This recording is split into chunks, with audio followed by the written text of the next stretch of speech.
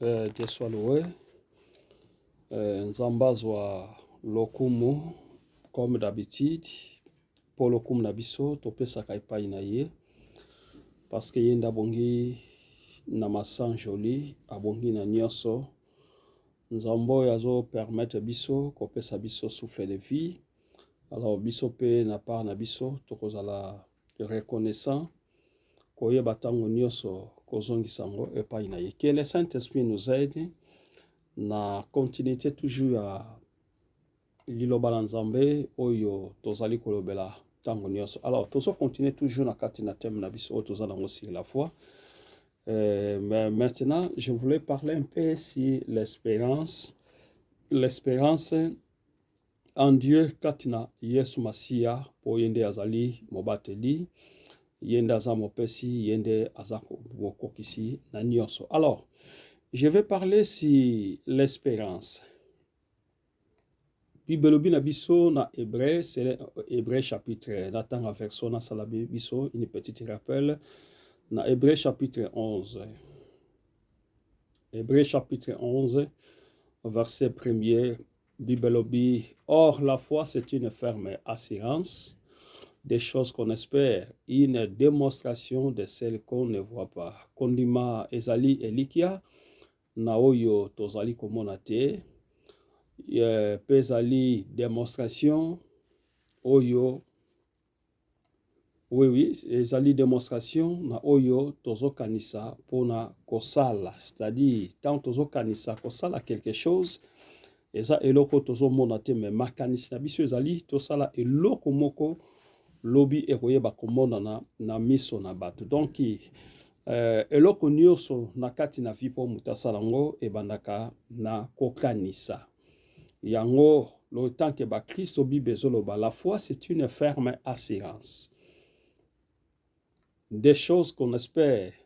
Makambo tozo kanisa kosala balabi ekomaka na démonstration de ce qu'on ne voit pas. Ekomaka démonstration même oyo tozali komona te, mais au fur au temps, au fur et à mesure oyo tobandaki kokanisa tokoyeba ko démontrer yango ekoma sikoyo visible. Alors parlant de tout cela que j'avais prélevé une conteste awa na Hébreu chapitre 11 sur l'espère, c'est-à-dire l'espérance. L'espérance eutaka na oyo mutu azako komona, oyo mutu azako kanisa, ne yangona e projetaka démonstration oyo ekoki ko permettre biso lobi nango to banda komona ngo na kati na miso na biso. Alors na Galates chapitre 5 verset 5. Galates chapitre 5 verset 5, comme je viens de dire que notre thème ezali espérance en Dieu. Donc elike na biso epai na Nzambe. Or nzokande mo Christ au premier farte ne lokaliboso azalaka moto azakotia elikia. Azakotia elikia epai na moto te, mais elikia na ye ezali directement, fixé directement, concentré directement epai na Christ Jésus oyo abenga biso, oyo a facilita biso, oyo atalisa biso nzela. Oyo atalisi biso ba principe na ye, na nzela na ba principe na ye, soki to landi yango, to saleli yango, biso si to biki déjà. Parce que bibezo ba déjà ki kopusa na déjà epai na ye, et ça déjà gain na biso.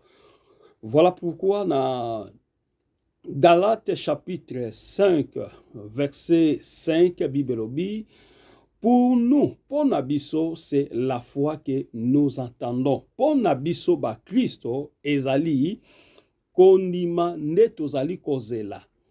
Par l'esprit, nanzela na molimo, à l'espérance de la justice, l'espérance yabo sembo.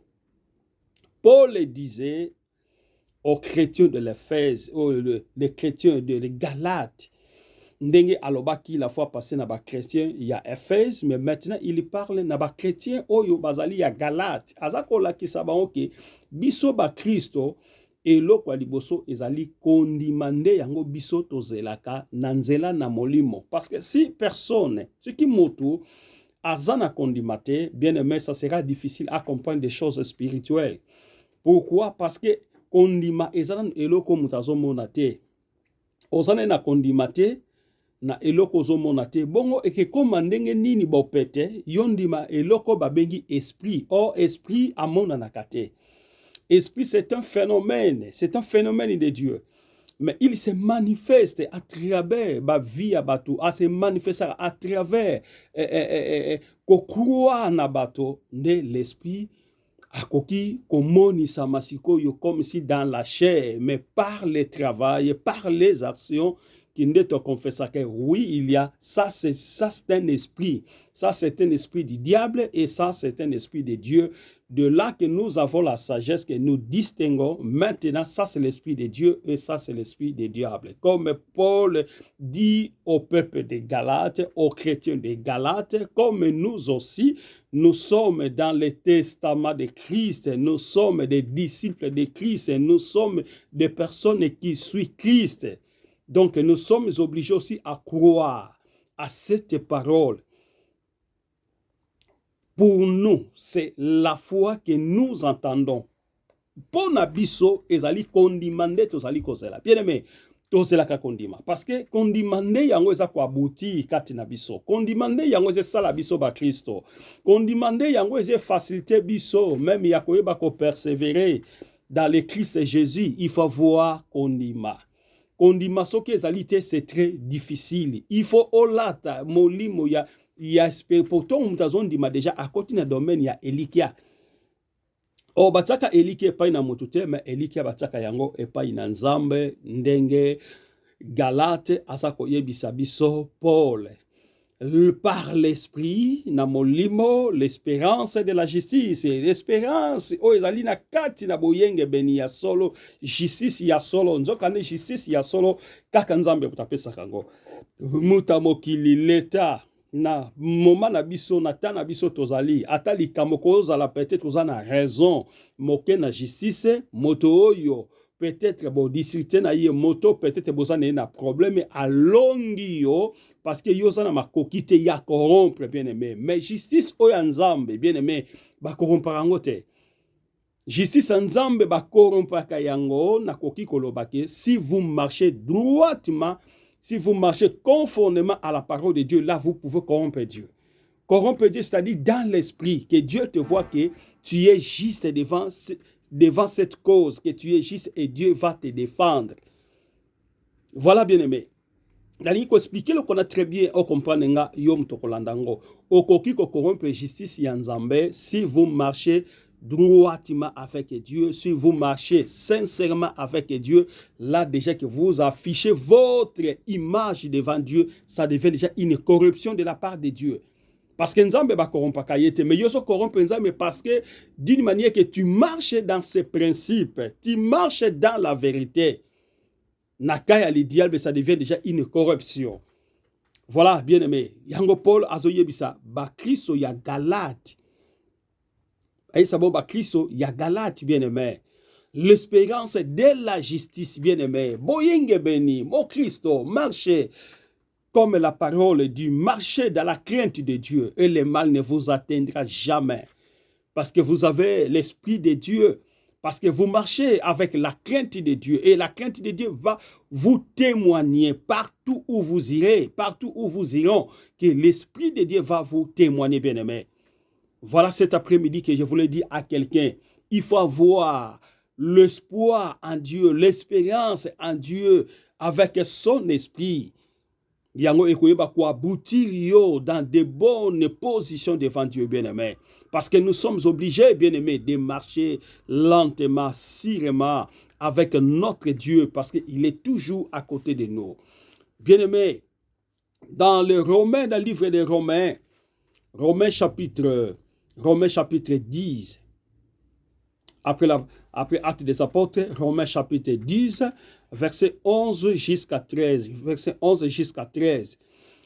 Toujours l'apôtre Paul, qu'est-ce que l'apôtre Paul a dit? Espérez en son salut. Tia elikia na lobi konaye. Espérez en son salut. Bien aimé, Paul dit comme ça, dans le verset 11. Quiconque croit en lui ne sera point confus. Moto oyo nyonso akotia elikia, oyo nyonso akotia elikia pa na akoza jamais confondu.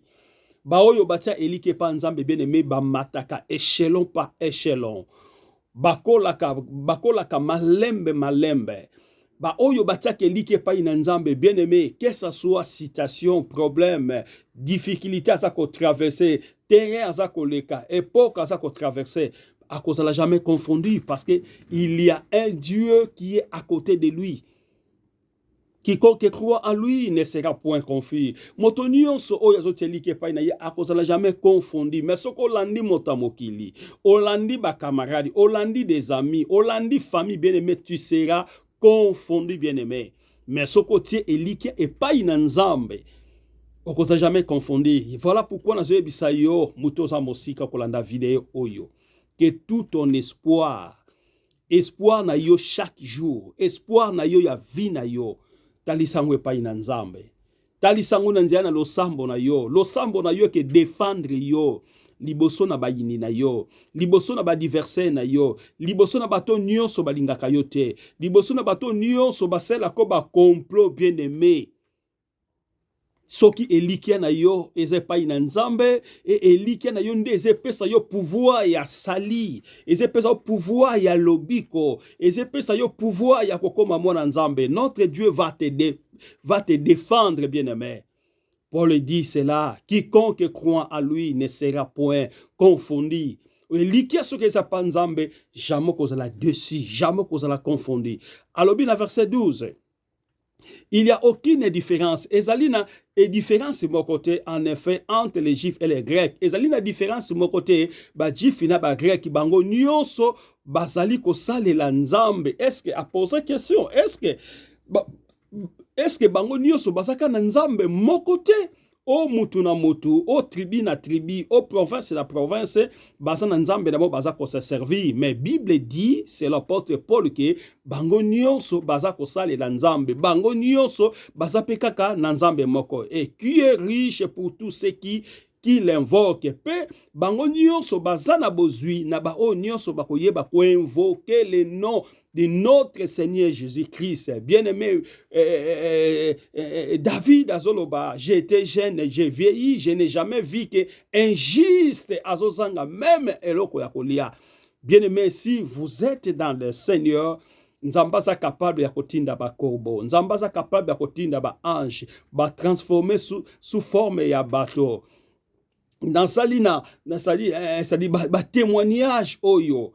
Oyo nazolobela makambo oyo na mona na miso na nga o na vivre yango o ba beti lisolote. Mais moi-même j'ai vu que Nzambe atindaka ba ange na ye ba se transformer kati na bato ba yeko aider biso na ba difficulté moko na temps moko na circonstance moko ozomona ke okokota wapi okobimela wapi okokoma ndenge nini esika wana Nzambe tindi moto moko spécial pour na yo, abongisi pour na yo, de manière que bien aimé, yo o répondre na citation aux anango na déshydrata o yo zanango na temps wana ke Nzamba répondre yo.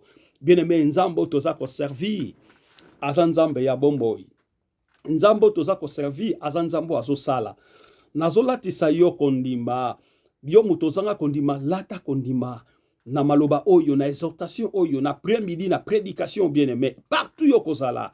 Tia elike pa nzambe, kote elike pa muta mokilite. So kote elike pa nzambe kozala jamais desi. Lo sambo yo salaka, poko continue ko sala bien-aimé, nzamba zo yo kayo, nzamba ko répondre yo.